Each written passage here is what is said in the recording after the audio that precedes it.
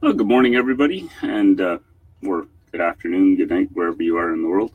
But welcome to Saturday Live Tech Show, ITHive.org. And so it's 10 a.m. and we'll begin. So today, I think, as always, just a couple of topics. I want to talk about privacy and your data on the internet. And there's certain ramifications about that.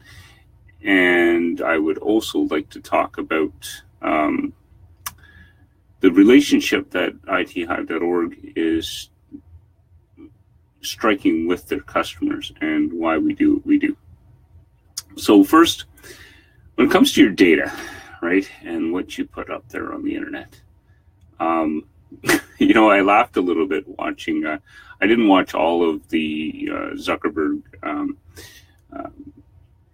situation with Congress and the questions that they're being grilled. But one snippet I got there was one Congress person was asking Mark Zuckerberg, how he was making money, right? And I don't know why they asked that question, because it's obvious, and for me anyway, it was obvious from day one that Facebook's business model was to make money from advertisers, and advertisers like to know who, or ideally from a business perspective, when you advertise, you want to advertise to the people that might be interested in your product. So how do they know that, right? Well, with your data that you post up to Facebook all the time. Now, there should really be no secret to this, right? And this is what Facebook started out doing, and this is what they always continue to do. And I think when you talk about your data and how it's being used,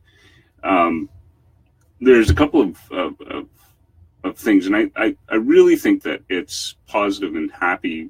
Well, not happy, maybe the wrong word, but very positive that we're talking about privacy and data, because now the conversation's out there. People are more aware. We're more engaged in what we really need to put in place. So when it comes to your data and how it's being used, I'm pretty liberal with my exposure on the internet, right? Hide anything. I don't really have anything to hide anyway. But the thing is that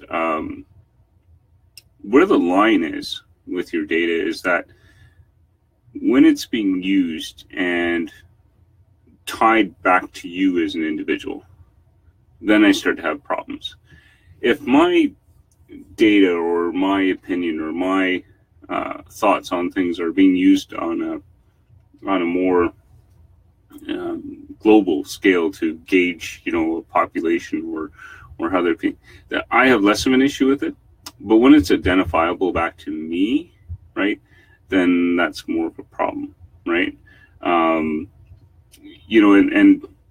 I guess if I have, if I'm getting recommendations and stuff about things that, I'm looking up for and stuff, I don't mind that neither, because you know what? Well, these are things I'm interested in, so I'm okay.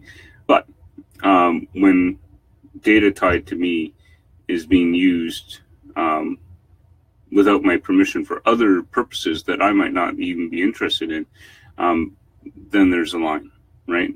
And so, is all of this a perfect world? No. Clearly, we have long ways to go. But I think out of this, we're likely going to see some kind of definition of your digital identity and how you as an individual own that digital identity, and also you as an individual have the right to know how it's being used, and also give permission for that use or denial for that use of your data. Zuckerberg even said in one of his statements there that you own the data. which I found interesting because I didn't think that was always the case with Facebook. And I'm questioning a little bit now that, when you put it up on Facebook, who really owns it? It was always Facebook. So is that changing? Well, that's interesting, right? And it was one of the issues I've always had longstanding with Facebook, that, if I use the platform and put the data up there, well, Facebook, you're benefiting from the data that we're adding, right? It should still belong to us, and we should own it, and we should be able to decide what happens with it. We should be able to, download it from Facebook, which I believe you can, and do other things with it. So things are changing, right? And that's a very, very good thing for us to have. So that's just a little bit on privacy, and I'll just add a little bit to this, because a very, very important thing to understand with just the internet in general, right? And I've said this many times before, and I'll probably say it many times again, right? When you do stuff on the internet, if it is free, you have to ask yourself, how is that entity making money? Okay? And if you can't figure out how it's making money, maybe you want to stay away from it. Okay? So just be really careful. There's nothing is free. It's been a statement for a long time, right? And it's still true today, particularly on the internet. Nothing is free, right? And the other thing I'll add to that with the whole free concept is free doesn't mean responsibility, right? I know that in the case of Facebook, we're holding Zuckerberg responsible here. And there's a slight difference here, because we're providing information, right? That's the currency, right? Facebook is using that information to make revenue, right? So that's the relationship. So I guess, in a sense, right, you have to understand what the payment is and what you're getting back. And in that regard, there would be responsibility. So, but it's still important to understand, okay? So back to, we'll talk a little bit about ITHive.org. And, I run into this a lot, and mostly with new customers. Some are quicker to jump on, and some take a little bit longer. What I'm doing here is, very often my customers, when they come to me, they've had no IT support, or they're moved on from another company. And the big thing that I teach my customers is that we develop a partnership. And my role in this partnership is to educate and advise. The customer's role in this partnership, and whether you're residential or a business, right, it's all the same to me. The customer's role in this is to understand, question, and act. So I tell my customers, okay, you have a situation here. This is what should be done, right? And if the action doesn't come after that, well, it's very simple for me. Now, I don't do this with disregard, but very simple mantra here in the business is, if it's not important to the customer, it definitely can't be important to me. And, I guess the exception here is that if there's a situation that I'm pointing out to my customer and they fail to act, right? Well, I'm on the phone, and, really reinforcing that there's, serious issue here. And obviously, depending on the nature of it, right, would depend on, how much we're talking there. But it's an important thing. And, this is how that relationship works. Because if you look in the corporate structure, right, all of this is in place already. So if you're an employee for a big corporation, whatever, and you're working away on your computer and something happens, well, you don't have a choice. Somebody comes in and fixes it, right? But that's because the IT department is mandated to do this, right?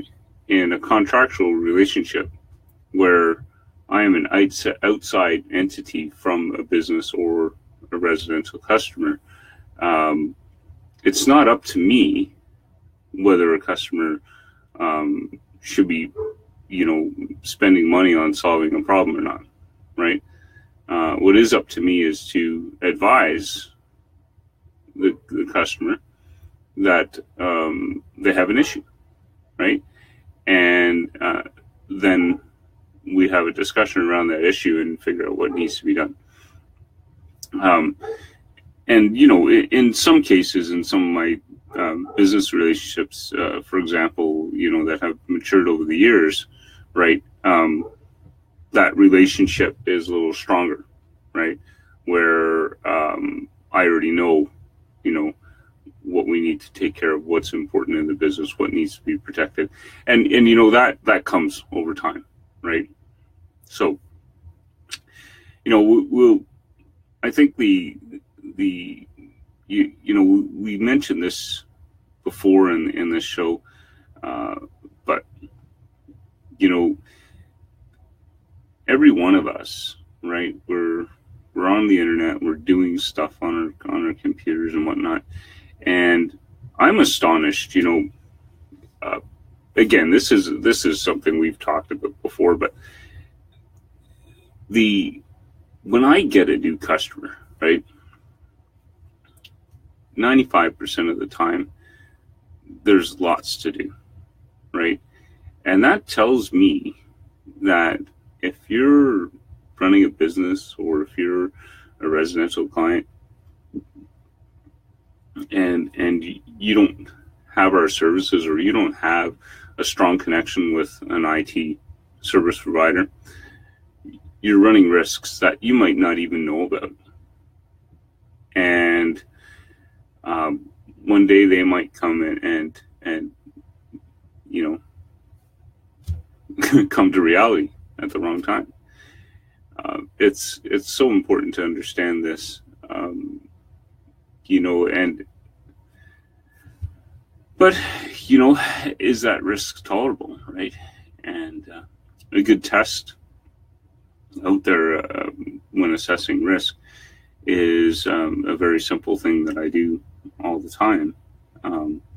If you look at the computer you're using right now and you imagine it's gone right this instant, and you ask yourself, okay, how is that impacting my life, right, or impacting my business?